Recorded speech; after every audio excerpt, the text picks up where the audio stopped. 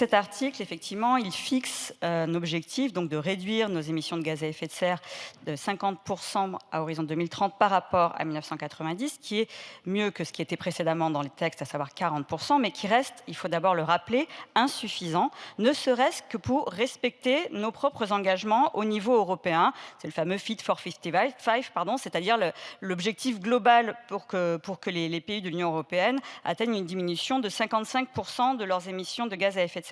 Pourquoi je dis que c'est insuffisant?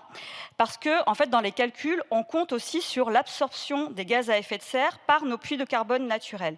Et là, malheureusement, les comptes ne sont pas bons, les comptes ne sont plus bons du tout, parce qu'aujourd'hui, on a un gros problème de capacité de stockage, notamment de nos forêts, qui ont perdu leur capacité de stockage, qui ont été divisées par 2 en l'espace de 10 ans, parce qu'aujourd'hui, nos forêts sont en mauvaise santé, parce que aussi le changement climatique fait rage, et en plus, on le sait, que ce soit la France et d'une manière générale, l'Europe se réchauffe plus vite que le reste du monde, donc c'est malheureusement pas prêt de s'arranger. Et en plus, il y a le problème de la gestion de la récolte du bois, que le gouvernement en plus veut augmenter. Bref, tout ça pour dire que la situation de nos puits naturels de carbone va continuer à se détériorer, malheureusement. D'ailleurs, il y a une alerte de l'an dernier, certaines forêts en France sont carrément devenues émettrices de gaz à effet de serre. Voilà où on en est. Et voilà pourquoi, en commission, on a désespérément essayé de vous convaincre de relever ces objectifs à 55% ou à minima à 53%. Bon, encore une fois, vous n'avez rien écouté.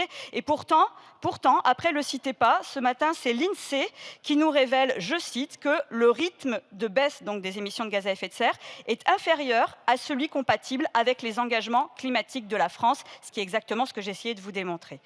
Maintenant, j'en arrive aux catastrophiques amendements que nous propose ici, comme d'habitude, ensemble, le gouvernement et le Rassemblement national. Il s'agit encore une fois de se coller dans les pas de la droite sénatoriale, du trumpisme ambiant en ce moment.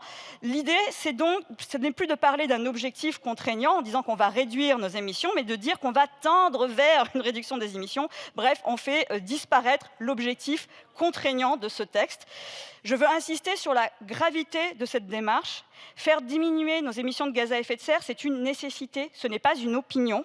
C'est réclamé par l'ensemble des scientifiques sur cette planète. Encore une fois, nous parlons à un moment où il y a à peine quelques jours, on apprenait que la limite des plus 1,5 degrés qu'on s'était fixée collectivement, elle est dépassée, elle va être dépassée dans les mois, dans les années qui viennent. Et on sait que derrière, on va passer d'autres paliers, on va arriver à plus 2 degrés.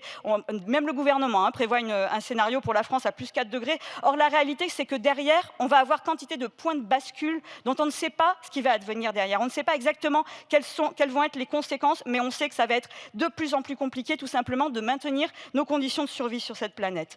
Et peut-être un dernier argument qui pourrait intéresser les climato-sceptiques radioactifs d'en face.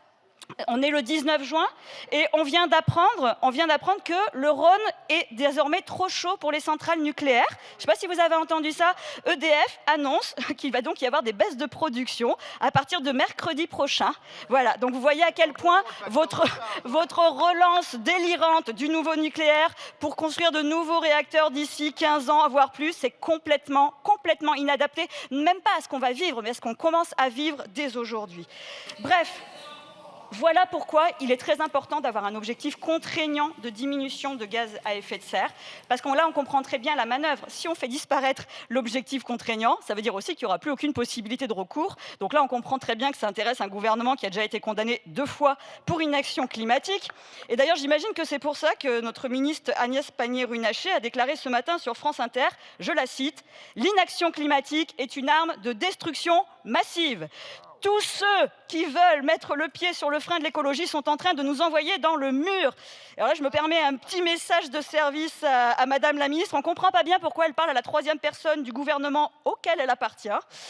Parce que là, clairement, c'est ce qu'on voit se construire. C'est l'alliance climato-sceptique, anti-scientifique, mais pour le grand patronat, donc qui s'étend du gouvernement à l'extrême droite inclus, qu'on voit bosser ensemble depuis le texte sur la simplification de la vie économique, aujourd'hui sur ce texte de plus en en plus catastrophique. Et c'est effectivement cette alliance-là qui nous envoie dans le mur et qui condamne au final nos générations futures. Alors, à minima, un tout petit peu de sérieux dans cette Assemblée. Conservons pour notre pays, pour nos enfants, un objectif contraignant de réduction des émissions de gaz à effet de serre. Sinon, on l'a compris, le peu d'engagement pour le climat qui nous reste dans ce pays seront vite emportés par la vague trumpiste qui entraîne dans son délire l'espèce humaine vers sa destruction.